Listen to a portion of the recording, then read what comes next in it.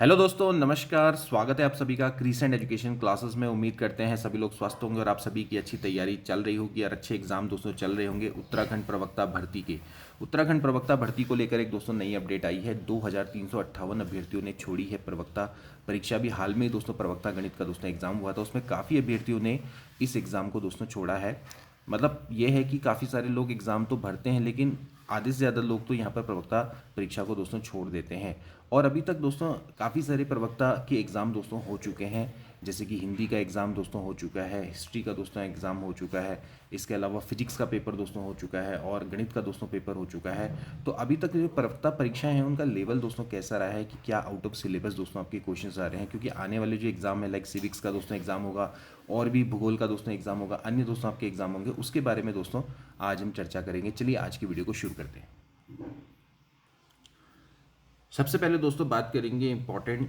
2358 अभ्यर्थी ने छोड़ी प्रवक्ता संवर्ग की परीक्षा। हल्द्वानी के 7 केंद्रों पे शांतिपूर्वक संपन्न हुआ यूकेपीएससी का दोस्तों एग्जाम। अभी हाल में दोस्तों प्रवक्ता गणित का दोस्तों एग्जाम हुआ था 5 जुलाई को, और इस एग्ज़ाम में बहुत से अभ्यर्थियों ने बढ़ चढ़कर भाग लिया, लेकिन काफ़ी सारे अभ्यर्थी ऐसे थे जिन्होंने इस एग्ज़ाम को दोस्तों छोड़ा है। तो यूकेपीएससी की उत्तराखंड विशेष अधीनस्थ शिक्षा प्रवक्ता संवर्ग की लिखित परीक्षा शहर के 7 केंद्रों में संपन्न हुई और परीक्षा के नोडल एडीएम सौरभ असवाल ने बताया कि 2 पालियों में परीक्षा हुई थी, जिसके लिए कुल 5782 अभ्यर्थी पंजीकृत थे, जिनमें से 2358 यानी कि ऑलमोस्ट आप मान लीजिए 40% से ज़्यादा अभ्यर्थी दोस्तों यहाँ पर आपके गैर हाजिर दोस्तों यहाँ पर रहे थे। ठीक है। परीक्षा Shri Guru Tegh Bahadur public school Bhotia Padav, Khalsa national girls inter college, PM Shri Atal Utkrisht और इसके अलावा कई सारे दोस्तों स्कूल हैं यहाँ पर दोस्तों ये हुई थी। ठीक है। और परीक्षा को शांतिपूर्ण ढंग से संपन्न कराने के लिए जिला प्रशासन ने सभी केंद्रों पर सेक्टर मजिस्ट्रेट और जोनल मजिस्ट्रेट की ड्यूटी यहाँ पर लगाई थी।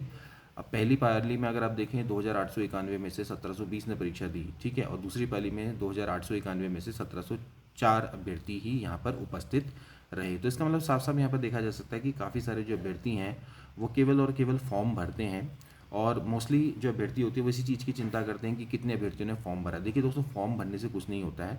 कंपटीशन केवल और केवल उन 10% लोगों के बीच में चल रहा होता है जो कि एक्चुअल में तैयारी कर रहे होते हैं। अब देखिए जैसे जैसे क्या होगा कि आगे आगे समय बढ़ता चला जाएगा, लगातार लोग बीएड कर रहे हैं, हर साल बीएड से लाखों अभ्यर्थी निकल कर आते हैं, तो फॉर्म तो दोस्तों भरने ही भरने हैं, लेकिन जो कंपटीशन होता है वो उन्हीं के बीच में बना रहता है जो कि प्रॉपर तैयारी कर रहे होते हैं। अब आने वाले समय में फॉर्म जो भरने की संख्या वो लगातार बढ़ती चली जाएगी। 10 पोस्ट होंगी तो उसके लिए तकरीबन लाखों लोग दोस्तों अप्लाई करेंगे, वो होना ही होना है। बट इससे आपको यहाँ पर एक सबक मिलता है कि इससे आपको चिंतित होने की आवश्यकता नहीं है।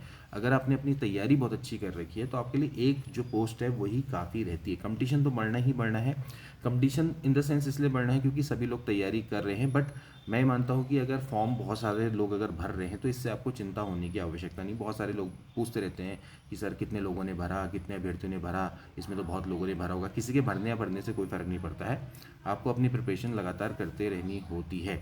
अभी अगर हम बात करें, अभी उत्तराखंड प्रवक्ता गणित का दोस्तों पेपर हुआ, उसमें काफ़ी सारे अभ्यर्थी थे जो कि हमारे साथ बहुत समय से जुड़े हुए थे, लगातार तैयारी दोस्तों कर रहे थे, और ऑब्वियसली बात है कि वो अच्छा भी करके आए हैं। पेपर का अगर मैं लेवल की बात करूँ तो पहले पेपर का जो लेवल था, उत्तराखंड प्रवक्ता गणित की मैं बात कर रहा हूँ, तो पहला पेपर दोस्तों आपका काफ़ी इजी था, लेकिन जो सेकंड पेपर था वो एक अच्छे लेवल का दोस्तों पेपर था।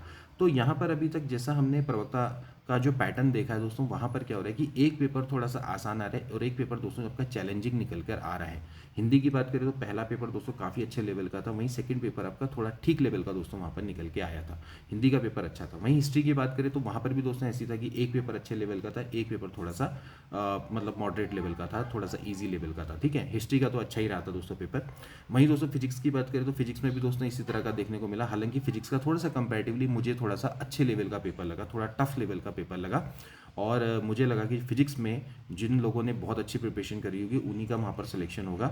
और फिजिक्स का दोस्तों काफ़ी एक अच्छा लेवल का दोस्तों मुझे पेपर यहाँ पर लगा। फिलहाल मैं अपने पॉइंट ऑफ व्यू से बोल रहा हूँ, बाकी जो लोग कहेंगे वो उनका एक अलग वो हो सकता है, लेकिन मुझे काफ़ी एक अच्छा लगा क्योंकि फिजिक्स जिस तरह से आती है या पूछी जाती है उससे काफ़ी एक अच्छे लेवल की वहाँ पर फिजिक्स पूछी गई थी।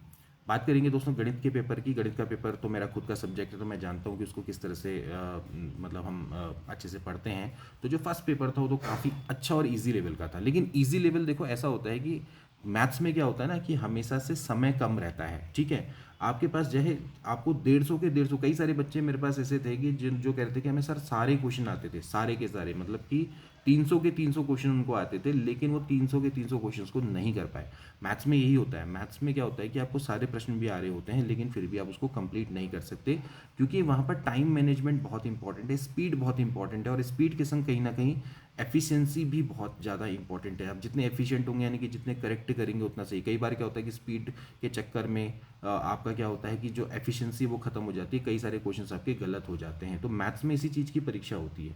मतलब कि मैथ्स एक ऐसी चीज़ है कि जहाँ पर स्पीड, एफिशिएंसी, एक्यूरेसी, ये सारे के सारे दोस्तों जो फैक्टर्स हैं वो मैटर करते हैं। इवन चाहे पेपर लोग कह रहे हैं कि बहुत इजी था, बहुत इजी था, देखिए घर में बैठ के तो बहुत इजी लगता है पेपर वो, लेकिन एग्जाम में 150 क्वेश्चन करना मैथ्स के, वो भी 3 घंटे के अंदर, it is not possible, it is next to impossible, वो है ही नहीं पॉसिबल, चाहे वो सारा का सारा पेपर ईजी था। इसी तरह से जो सेकंड पेपर था, सेकंड पेपर तो मैं मानता हूँ कि अच्छा लेवल का दोस्तों क्वेश्चन था, पेपर था, ऐसा ही पेपर बनना चाहिए, बनना चाहिए, इसी तरह का पेपर यहाँ पर बनना चाहिए। इसमें कोई भी यहाँ पर समस्या नहीं है, बहुत बढ़िया। मुझे तो ऐसा लगा कि जो ये सेकंड पेपर था, इस तरह का ही पेपर एक तरह से उत्तराखंड प्रवक्ता परीक्षा डिजर्व करती है।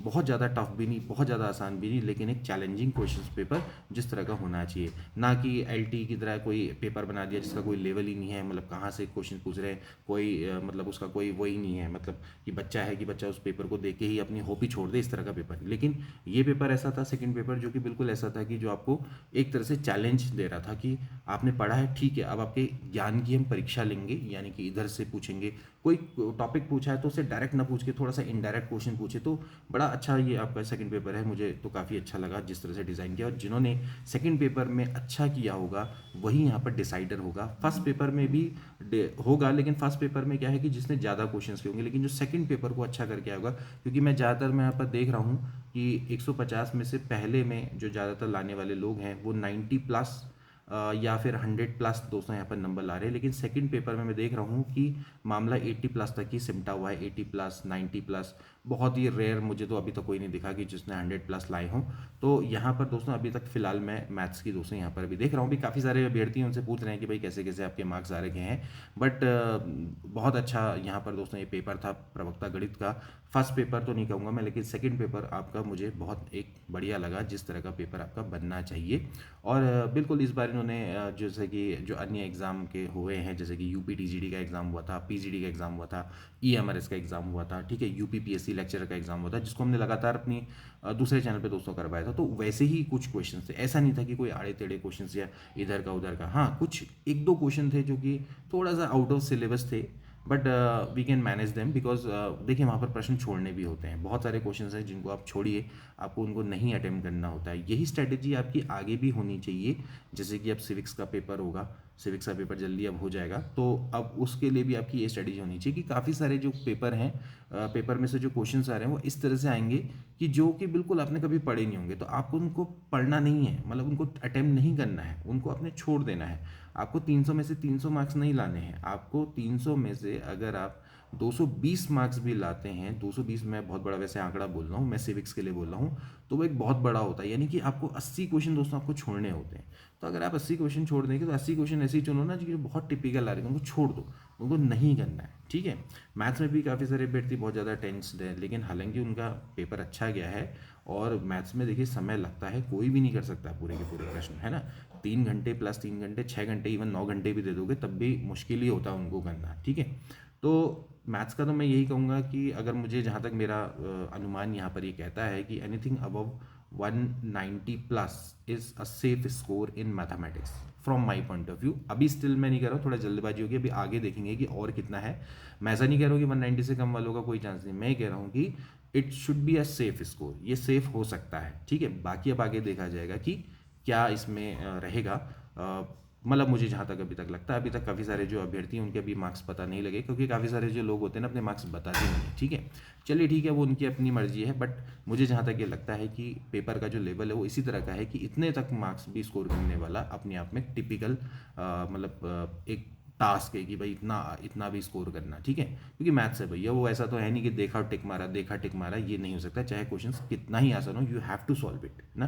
तो इसका मतलब ये है कि उसमें समय लगता है, और समय में और साथ ही साथ एफिशिएंसी को बनाए रखना और फटाफट फटाफट कॉन्सेप्ट के संग सॉल्व करना, तो वो इतना आसान नहीं होता है। तो बाकी अगर जो सिविक्स वाले हैं वो तैयारी इस तरह से कर लें कि भैया आपका एक पेपर एक टफ आएगा, एक पेपर ईजी हो सकता है, ठीक है। और सिलेबस के अकॉर्डिंग ही अभी तक मैंने पेपर देखा है। मैथ्स का तो मुझे लगा कि पूरा का पूरा पेपर सिलेबस के अकॉर्डिंग ही था, उसमें कुछ भी आउट ऑफ सिलेबस नहीं था। बस सेकंड पेपर में और फर्स्ट पेपर में एक क्वेश्चन फर्स्ट पेपर में था, सेकंड पेपर में भी 1 से 2 क्वेश्चन आपके थे जो कि आउट ऑफ सिलेबस थे। बट इट डजेंट मैटर, उन तीनों को छोड़ दो, क्या फ़र्क पड़ता है। बाकी के जो 297 या 295 क्वेश्चन है वो तो आपके हाथ में ना, उनको करो। उतना भी अगर उसमें से अगर आप 200 भी ले आओगे तो आपका सिलेक्शन होना तय है।